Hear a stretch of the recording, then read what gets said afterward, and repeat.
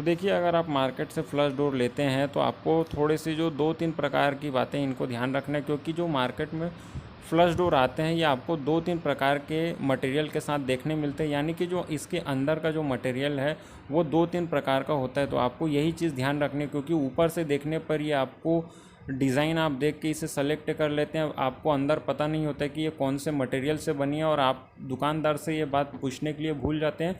और होता क्या है कि आप इस प्रकार जो दरवाजे लेते हैं, बाद में उनमें दीमक लग जाती है, वो बाद में लटकने लग जाते हैं, उनमें ऐंठन आ जाती है। तो यही सब बातें हैं, ऐसी कुछ बातें हैं जो आपको ध्यान रखना है, ताकि आप फ्लश डोर लेते समय बेवकूफ़ ना बने। तो देखिए, फ्लश डोर में क्या अभी अभी अच्छी से अच्छी डिज़ाइन आपको देखने के लिए मिल जाती है।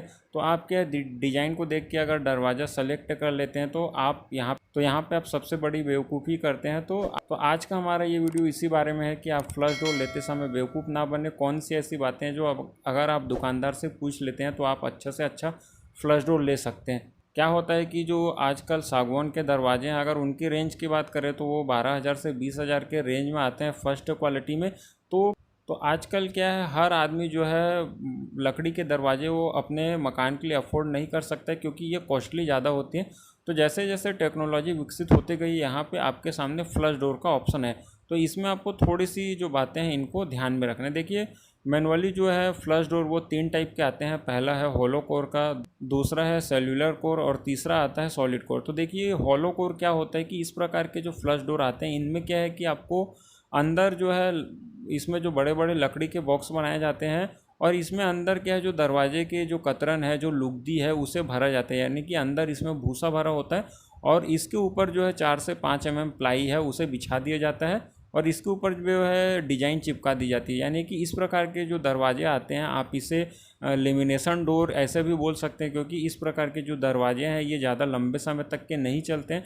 तो आपको फ्लश डोर लेते समय दुकानदार से ये अच्छी तरीके से पूछ लेना है कि आप जो दरवाजे ले रहे हैं वो हॉलो कोर के हैं, सेल्युलर कोर के हैं, या फिर सॉलिड कोर के हैं। तो अब देखिए, इसमें जो दूसरा टाइप आता है वो है सेल्युलर कोर। तो इसमें भी क्या होता है कि जो अंदर का जो मटेरियल है, इसमें आपको 50% तक की जो लकड़ी है वो देखने के लिए मिलती है, और बाकी जो 50% है वो दरवाजे के जो कतरन है, जो लुगदी होती है, इसे भरा जाता है। तो इस प्रकार के जो फ्लश डोर आते हैं ये सेल्युलर कोर के अंदर आते हैं।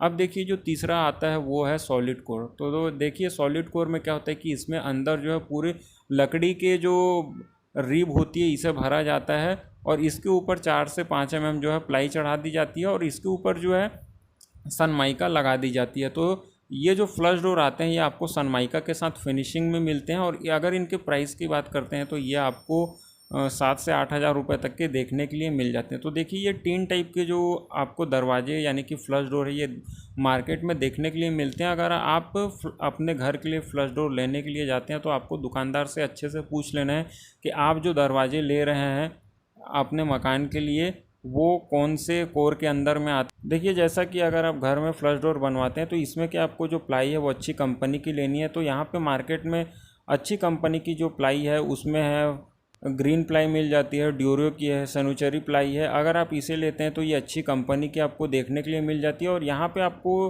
प्लाई लेते समय तो थोड़ी सी कुछ जानकारी है, इसे ध्यान में रखनी है। जैसा कि आपको जो प्लाई लेते हैं वो दुकानदार से आपको पूछ लेना है कि ये प्लाई एंटी टर्माइट है कि नहीं, यानी इसमें जल्दी कीड़े मकोड़े तो नहीं लगेंगे। दूसरा, वाटर प्रूफ है कि नहीं। कई प्लाई देखिए जो आप फ्लश डोर लेने के लिए बनवाते हैं तो उसमें होता क्या है कि वो वाटर प्रूफ नहीं होते, और थोड़ा सा पानी लगने के कारण वो जल्दी ख़राब होने लगती है। तो ये आपको बातें हैं जो दुकानदार से पहले ही कंफर्म कर लेनी चाहिए। दूसरा, इसमें जो दूसरा पॉइंट आता है वो है बैंडलेस का। देखिए, आप जो प्लाई ले रहे हैं वो जल्दी बैंड तो नहीं हो जाएगी। तो यहाँ पे आपको क्या करना है, जो आप प्लाई लेते हैं अपने मकान में फ्लश डोर बनवाने के लिए वो अच्छी कंपनी की लेनी है।